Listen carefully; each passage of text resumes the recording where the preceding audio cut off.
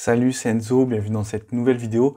Aujourd'hui, on va voir comment configurer Yoast SEO pour WooCommerce. On va donc voir les différentes options qui sont présentes avec ce plugin pour votre boutique en ligne. Et juste avant, si vous souhaitez développer vos compétences sur WordPress et WooCommerce, je vous invite à vous abonner à cette chaîne pour ne louper aucun tuto. Donc c'est parti, on se retrouve tout de suite sur mon ordinateur.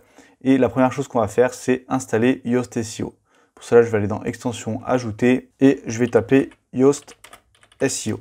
Moi, je l'ai déjà installé, mais vous aurez juste à faire installer puis activer. Et une fois que c'est fait, eh bien, si on se rend dans les produits, on peut voir qu'il y a des nouvelles modifications. Déjà, si vous faites option de l'écran, vous allez pouvoir afficher les scores SEO, le métatitre, la métadescription pour chacun de vos produits.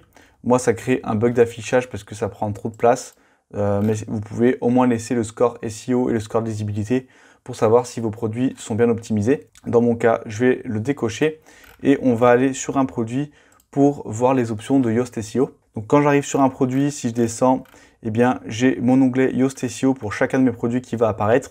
Ici, je vais pouvoir définir une requête cible, c'est-à-dire le mot-clé que je souhaite viser avec ce produit. En général, ça va être le nom du produit si c'est un produit qui est recherché sur Internet. Moi, dans mon cas, je vais mettre Rumafort. Ici, on a ce qu'on appelle le métatitre et la métadescription. Là, on a la prévisualisation mobile et on peut se mettre en mode bureau. Le métatitre et la métadescription, c'est tout simplement ce qui va apparaître dans les résultats de recherche de Google. Par exemple, si je tape Rumafort, ici, on a le métatitre et la métadescription. Ça va être important de les optimiser pour notre SEO. Ici, on va donc pouvoir modifier le métatitre en mettant par exemple le titre du produit. Là, vu que je suis sur une boutique de compléments alimentaires, je peux marquer par exemple complément alimentaire naturel. Et là, vous pouvez ajouter le nom de votre site ou un argument marketing par exemple.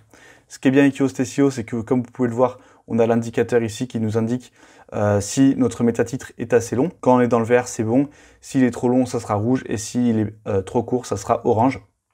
Et on a la prévisualisation qui se met à jour. Ici, on va pouvoir rentrer une métadescription. Ça n'aura pas vraiment d'impact sur le référencement, ça aura plutôt un impact indirect puisque ça va permettre d'augmenter le taux de clic, c'est-à-dire augmenter le nombre de personnes qui cliquent quand ils voient votre lien dans les pages de résultats. Donc vous pouvez faire un appel à l'action, par exemple, cliquez ici pour découvrir notre complément alimentaire naturel et rajouter ce que vous souhaitez. Et tout en dessous, on a quelque chose qui est très intéressant avec Yoast SEO, c'est tout simplement l'analyse SEO. Là, en fait, il va analyser votre contenu, donc tout ce que vous avez marqué dans la description longue et dans votre description courte, ainsi que le métatitre, la métadescription, l'URL, les images. Et tout ça, il va l'analyser pour vous dire si c'est optimisé pour la requête que vous avez entrée juste ici.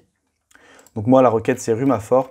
Et là, on peut voir que cette requête, elle n'est pas utilisée dans les titres et elle n'est pas assez utilisée dans la description, dans la métadescription, tout ça. Donc là, on peut voir qu'on a des pistes d'amélioration pour notre référencement. Et ici, on a un onglet avancé avec quelques options en plus. Vous pouvez choisir de désindexer votre produit, c'est-à-dire qu'il ne sera pas pris en compte par Google et donc qu'il n'apparaîtra pas dans les résultats de recherche. Je vous déconseille de le faire à part dans certains cas particuliers. Et on a un deuxième onglet qui est l'onglet lisibilité.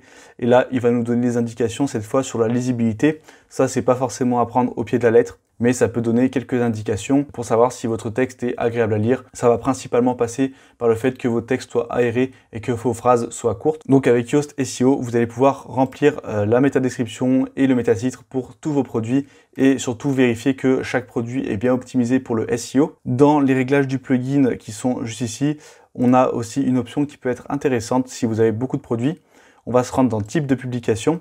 Là, on peut voir qu'on a les articles, les pages, et nous, on va aller dans produits. Et là, vous allez pouvoir définir un métatitre et une métadescription automatisée qui va s'appliquer à tous vos produits. Ça peut être intéressant si vous n'avez pas le temps de faire des métadescriptions uniques. Mais bien sûr, c'est recommandé d'avoir quelque chose d'unique. Ça envoie des signaux positifs à Google. Mais vous pouvez utiliser des petits codes courts comme ceci.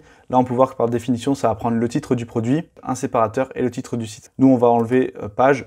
On va mettre titre, séparateur, titre du site. Et là, on peut faire, par exemple, livraison gratuite. Pareil, là, vous pouvez rédiger une métadescription et insérer une variable en prenant, par exemple, le titre du produit pour qu'il soit inclus à chaque fois dans vos métadescriptions. Pour vos catégories de produits, c'est pareil. Ici, on a les catégories d'articles et là, on a les catégories de produits et vous allez pouvoir définir un métatitre et une métadescription personnalisée. Si on descend un petit peu, on a les étiquettes produits et les classes d'expédition.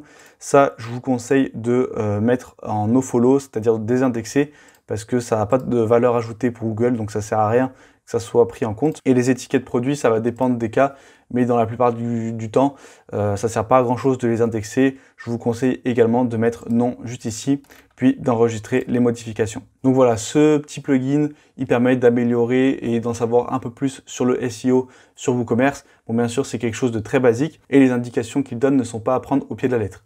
Mais si vous êtes intéressé par le SEO et que vous souhaitez vraiment développer vos compétences au référencement naturel sur WordPress, eh bien, j'ai sorti une formation complète qui va vous apprendre toutes les règles du SEO, mais aussi vous donner une stratégie pour appliquer le référencement naturel à WooCommerce. Donc grâce à ça, vous allez pouvoir attirer des clients gratuitement sur votre site, 24 heures sur 24, 7 jours sur 7 et surtout sur le long terme.